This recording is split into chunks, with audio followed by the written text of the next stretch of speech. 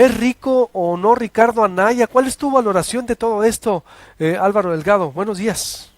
¿Cómo te va? Muy buenos días a ti, buenos días al auditorio, a tus órdenes. Pues sí, ¿Por dónde empezamos? Se te decía. Primero, la riqueza que se denuncia. Si alguien ha investigado a los panistas a nivel nacional, eres tú. Hoy sale, y quién mejor que tú para interpretarla, decía en el sentido de que primero lo denuncia el Universal para poner en contexto, Álvaro. eh, um, mira, ayer hizo 8 días se publicó en el Universal efectivamente un primer reportaje sobre un supuesto enriquecimiento de Anaya y de su familia política en el estado de Querétaro. Desde la semana pasada yo leí, naturalmente con mucho detenimiento, lo que el Universal publicó y yo no encontré ninguna evidencia de que ese supuesto enriquecimiento hubiera sido con base en tráfico de influencias o una conducta ilegal. Efectivamente, hay evidencias con base en información documental de registro público de la propiedad de una evolución a la alza del patrimonio del suegro, la suegra, hermanos y la esposa de Ricardo Anaya, pero a mi juicio no hay nada que uno pueda calificar de indebido. Y el día de ayer, el Universal vuelve a publicar información al respecto, y verdaderamente yo no encuentro una conducta que pueda tipificarse como tráfico de influencias o de beneficios ilegales, indebidos. Entonces, pienso que también debe ser siempre debe ser muy escrupuloso al juzgar, al evaluar el trabajo que publicamos los medios de comunicación. Pero a mi juicio no hay nada que, digamos, involucre directamente a Anaya y a su propia familia en conductas de carácter delictivo o indebido.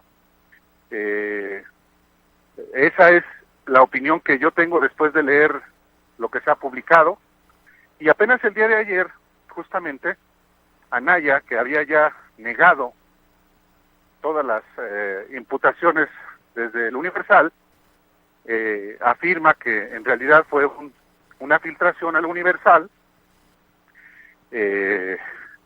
utilizando las instituciones del gobierno federal, en particular porque la filtración al Universal la confirma, según él, con una peritaje que mandó a hacer él mismo a las fotografías publicadas en el diario, y que resulta ser fotografías que en realidad fueron tomadas por la Secretaría de Relaciones Exteriores para tramitar un pasaporte. Eso es muy grave, Luis Alberto y amigos del auditorio, porque si efectivamente es así, se trata de otro caso de utilización facciosa de las instituciones del país con propósitos políticos.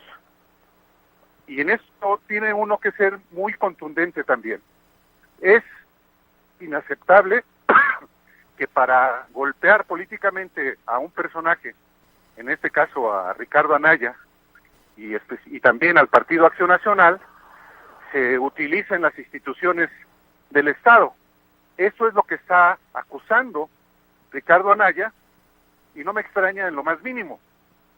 Estamos en un contexto, en una etapa de una disputa política que está yendo más allá de lo legal, del combate político entre partidos y candidatos o supuestos candidatos, y estamos viendo exactamente lo que pasó también en el Estado de México contra la propia Josefina Vázquez Mota, a quien el propio Universal publicó que estaba involucrada su familia, fundamentalmente, en actividades delictivas, que luego dijo que siempre no. Eso me parece que es el contexto en el que hay que ver estas publicaciones del Universal, un periódico en el que yo trabajé del 90 al 94, y que conozco bastante bien cómo se comporta, como lo ha hecho recientemente, siendo solamente receptáculo de filtraciones que en sí mismas no son malas. Si la información que te entregan es de interés público, pues la publicas, siempre y cuando sea verificada. Pero en este caso, insisto, el Universal creo que sí es cierto, se presta a una campaña contra un dirigente político sin que esté acreditada ninguna conducta, desde mi punto de vista, delictuosa o indebida.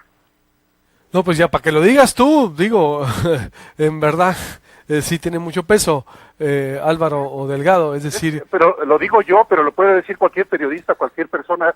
No, claro, pero tú que conoces, digo, tú por ser tan, me refiero, entiendo, pero tú que si alguien es crítico del PAN, si alguien lo has investigado, documentado y señalado, eres tú. Y si lo dices es porque realmente digo yo, la verdad, tu voz cuenta y creo que lo que dices es contundente, a eso me refiero. Pues soy crítico del PAN y voy a seguir siendo crítico del PAN y de todos los partidos políticos, pero eso no quiere decir que yo invente o que solamente por criticar recoja cosas que no corresponden a conductas indebidas o ilegales. Es un asunto de responsabilidad, de seriedad, de rigor, de profesionalismo. Yo le puedo criticar, le he criticado muchas cosas a Ricardo Anaya ayer mismo precisamente sobre el asunto del fiscal general.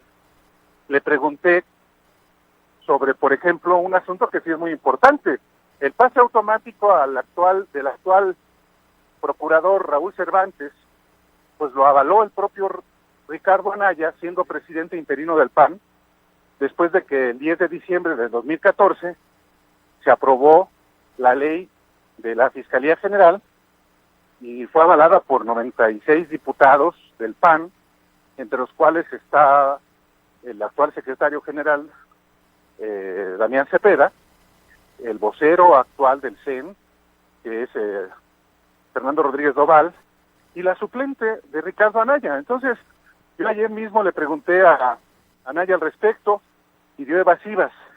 Y también ayer mismo le pregunté a Ricardo Anaya si la acusación que él hacía contra el gobierno federal, así en lo genérico, no tenía nada que ver con quien es el jefe del gobierno federal, que es Enrique Peña Nieto. Y él evadió, dijo que no tenía constancia de que Peña estuviera involucrado, y yo después le pregunté también, ¿por qué nunca criticas a Peña? Nunca, ni aún en asuntos que directamente involucran al propio Peña Nieto, como la Casa Blanca de las Lomas, como todo el gabinete que hizo campaña por Alfredo del Mazo en el Estado de México. Y la verdad de las cosas es que ahí sí hay un elemento que me parece que debe ser muy criticado y criticable de Ricardo Anaya. No puede hablarse, no se puede culparse al gobierno federal sin dirigirse directamente al jefe de ese gobierno federal, que es Enrique Peña Nieto. Anaya también ha protegido a Enrique Peña Nieto. El Sistema Nacional Anticorrupción dejó al presidente de la República, en este caso a Peña Nieto, de antemano exonerado de cualquier asunto de corrupción. No lo incluye el Sistema Nacional Anticorrupción, que es una bandera de Ricardo Anaya. Entonces, yo sí creo que hay cosas mucho más criticables de Ricardo Anaya, que como son las que estoy mencionando, y son más contundentes que una mera filtración que desde mi punto de vista no tiene elementos contundentes de ilegalidad o de comportamiento indebido. ¿Qué ha pasado? ¿Por qué? ¿Y quién está detrás de esto entonces tú crees? Porque sí, yo coincido también, de repente digo, hacen eso también aquí los panistas, de repente una oposición que dices tú, a las batallas que agarran o no agarran, muy extraños porque se critican tanto al PRI que terminan apareciéndose como ellos, ¿no? Y bueno, yo no veo diferencia de ello entre los partidos, ¿no? Yo veo negociando todos entre sí, el poder al fin. Pero entonces, ¿crees que Ricardo Anaya ahorita está sufriendo, se le volteó a Peña Nieto, está sufriendo una embestida por no prestarse a qué habría de fondo de todo esto? Mira, Otra de las cuestiones que es importante no perder de vista. Ricardo Anaya, como presidente de la Cámara de Diputados al inicio del sexenio, como presidente, como diputado, como coordinador del grupo parlamentario, como presidente interino del PAN, fue un aplaudidor de Peña Nieto. Aprobó todo lo que le interesaba a Peña Nieto. Muy poco salió de lo que quería el PAN.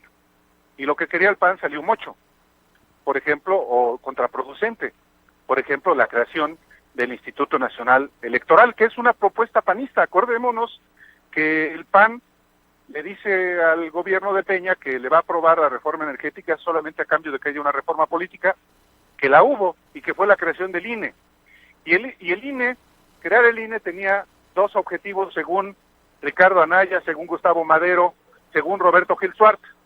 Uno, quitarle el poder a los gobernadores en los órganos electorales. Ya vimos en el caso de Coahuila, del Estado de México en particular, que eso no se consiguió. Punto número 2, se tenía el objetivo de abaratar, de disminuir el gasto electoral.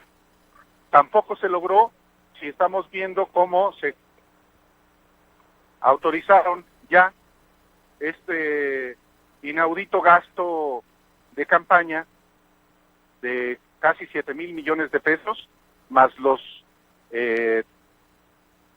pues varios miles de millones de pesos que a nivel estatal se van a dar a los partidos. Entonces, esto es otro fracaso. ¿Ha habido autocrítica por parte del PAN y de Ricardo Anaya al respecto? Ninguna. Entonces, claro que ahorita Anaya, que es el que se perfila como el más viable aspirante presidencial del PAN, porque tiene el control estructural y los tiempos, es blanco del PRI y del gobierno por una razón muy sencilla, porque al gobierno y al PRI le interesa polarizar, y la semifinal, digámoslo así, ahorita es del PRI contra el PAN. Hay que dejar fuera al PAN para que el próximo año la contienda presidencial sean López Obrador y el candidato del PRI, particularmente un prianista muy claro como es el secretario de Hacienda, José Antonio Milla. Uy, pues entonces por ahí se está de alguna manera, no sé, le crecieron los enanos a Ricardo, o ya no ves que vaya a haber, o sea, ¿dónde por último te pregunto terminaría esto? Porque hoy senadores del PAN se le voltean. Bueno, desde ayer vi que declaraba Lozano, cómo es que no, cómo que estamos en guerra con el PRI, es algo muy personal, lo están dejando solo también, veo. Álvaro, ¿hacia dónde va esto? No solo, porque finalmente tiene Anaya el respaldo de la mayoría de los diputados y de la mayoría de los senadores. En este caso, Senado en el que hay que poner atención. ¿Por qué razón? Porque se trata solamente de que se apruebe la minuta enviada por la Cámara de Diputados al Senado, y eso implica solamente una votación simple de 50+1. Al PRI, al Verde, bueno, al PRI y a sus rémoras les faltan solamente 3 votos.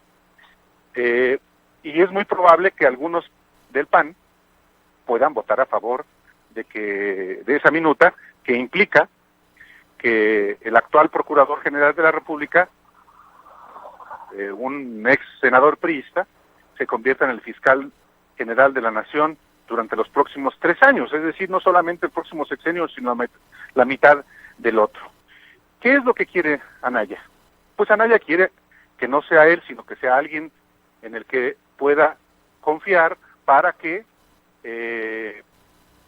pueda haber un reparto que le beneficie. No perdamos de vista una cosa, Luis Alberto, y también el auditorio. Por ejemplo, en el caso del Sistema Nacional Anticorrupción, el presidente Enrique Peña Nieto envió una lista de 18 candidatos a ser magistrados para los tribunales anticorrupción. Y entre esos 18 prospectos de magistrados están panistas, priistas y perredistas. Un repartidero de posiciones que han sido la regla. Pues así se han repartido el Tribunal Federal Electoral, así se han repartido el Consejo General del INE, así se han repartido los OPLES, los consejeros estatales nombrados por el INE. Entonces, yo no veo una autenticidad en los pataleos de Ricardo Anaya, sino más bien una disputa por la candidatura presidencial y un reparto, sobre todo, del pastel de cargos, particularmente con la Fiscalía General, la Fiscalía Anticorrupción y demás de los magistrados anticorrupción, algo que lamentablemente no abona en general para la democracia y para el beneficio de los ciudadanos.